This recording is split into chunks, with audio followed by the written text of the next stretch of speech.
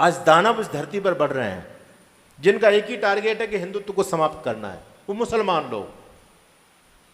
हम लोग उनसे डरे हुए हैं, हिंदू समाज। और हिंदू समाज ये कहता है कि स्वामी जी अब क्या करें जी, उनकी तो विचारधारा ही ऐसी है, उनकी तो कुरान ही उनको ये सिखा रही है। अरे माना ठीक है, उनकी कुरान उनको मारकाट, हाय हत्या, लूटपाट, आतंकवाद, बलात्कार की बातें उनकी कुरान उनको बता रही है, बात समझ में आ रही है। उनका धर्म ग्रंथ उनको जो बता रहा है वो अपने धर्म ग्रंथ का पूरी तरह से पालन कर रहे हैं। उनकी कुरान उनको मारकाट सिखा रही है, तो क्या तुम्हारे धर्म ग्रंथ तुम्हें क्या सिखा रहे हैं?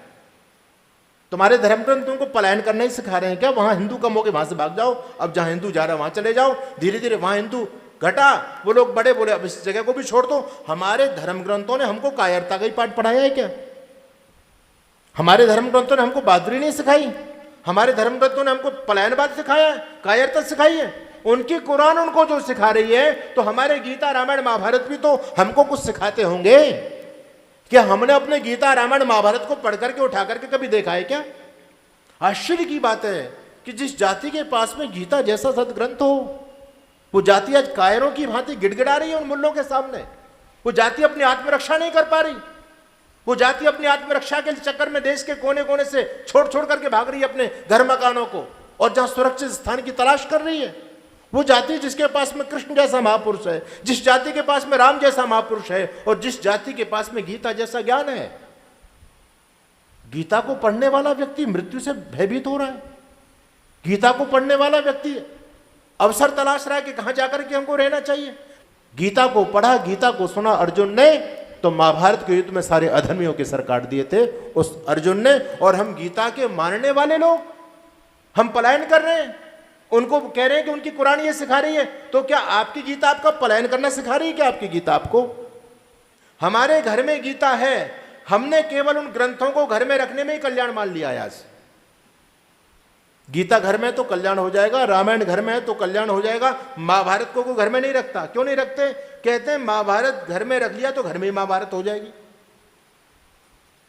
अगर महाभारत घर में रखने से घर में महाभारत हो रही है, तो क्या रामायण घर में रखने से तुम्हारे घर में स्वर्ग उतर आया? इन ग्रंथों को रखने का क्या मायना है? ग्रंथ हमारे घर में रखे, हम उन ग्रंथों को कभी खोल करके पढ़ना नहीं चाहते। तभी तो यही तो हमारी दुर्गति का सबसे बड़ा कारण है। मैंने एक सज्जन से पूछा, गीता जी घर में? बोले है। कहाँ है? कहते मंदिर में रखिए, लाल कपड़े में लपेट करके उस गीता जी को मंदिर में रख देते हैं, उस पर फूल भी चढ़ाते हैं, उस पर लड्डू भी रख देते हैं, उसके सामने दीपक भी जला देते हैं, लेकिन उस गीता को कभी खोल कर पढ़ने का हम प्रयास नहीं करते। मैंने एक व्यक्ति से पूछा, आप ये बताओ कि आपने अंतिम बार गीता जी को हाथ कब लगाया? तो कहते हैं महाराज जी जब खरीदी थी तभी लगाया। खरीद करके मंदिर में रख दी, उसको फिर धूल अट रही है गीता पर, उस गीता को खोल करके पढ़ने की हमने कभी चेष्टा नहीं की। कैसे हम बचेंगे? सोचो।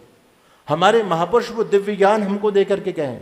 भगवान राम के जीवन को देखो, वो कहते हैं निश्चरहीन कर्म ही भुज उठाए प्रणकीन, मैं इस धरती को निशाचरों से हीन कर दूंगा। लेकिन आज राम के भक्त तो निशाचरों से घिरे पड़े हैं। हम डुप्लीकेट भक्त हैं, राम के असली भक्त नहीं है। भगवान कृष्ण ने कहा कि अभ्युत्थानम धर्मस्य तदात्मानं सृजाम्यहम्, मैं धरती पर धर्म की स्थापना के लिए आया हूं। अधर्म को धरती पर बख्शूंगा नहीं, अधर्म को धरती पर छोड़ूंगा नहीं, अधर्मात्मा को चुन चुन करके मारूंगा। और उस कृष्ण के भक्त आज चारों तरफ से उन अधर्मियों लोगों से घिरे हुए हैं, और हम पलायन कर रहे हैं और दोष दे रहे हैं उन लोगों को। ये लोग बढ़ रहे हैं, अरे वो तो बढ़ेंगे भाई। उनका समर्पण देखो, अपने धर्म के प्रति समर्पण देखो, उनके अपने ग्रंथों के प्रति समर्पण देखो। अकेले लखनऊ शहर में लगभग 80,000 लोग ऐसे जिनको कुरान याद है। आपके राजपुरा के अंदर कितने लोग ऐसे होंगे जिनको वेद याद है? बताओ मुझे।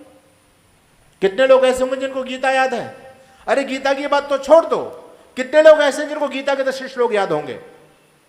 आपके बच्चों को गीता के 5 श्लोक याद हैं क्या? बताओ मुझे।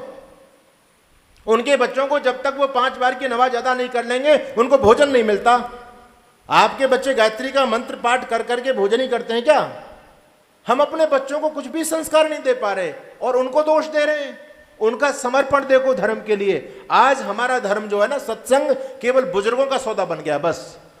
इस सत्संग में यंग पीढ़ी नहीं मिलेगी आपको। ये दुर्भाग्य हिंदू जाति का है। हम कैसे उन लोगों से टकराएंगे?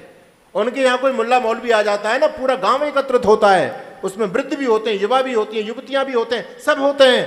वो कहते हैं पता नहीं मुल्ला जी हमारे लिए क्या फरमान लेकर के आए हैं, क्या सौगात लेकर के आए हैं। यहाँ आपको हम रोज आपको निवेदन करते हैं अपने बच्चों को लेकर के आइए, हम लाने नहीं चाहते। मैं देखता हूँ गाड़ियाँ आती हैं, हमारी जो बुजुर्ग माताएं उनको छोड़ करके लोग चले जाते हैं, गाड़ी भरी हुई है, बहू बैठी है, बेटा बैठा है, पोता बैठा है, वो बुढ़िया माँ को छोड़ करके और चला गया। धर्म सत्संग बूढ़े लोगों का सौदा बन गया इस हिंदू जाति के अंदर। कैसे बचेगा तुम्हारा हिंदू धर्म, सोचने की बात है।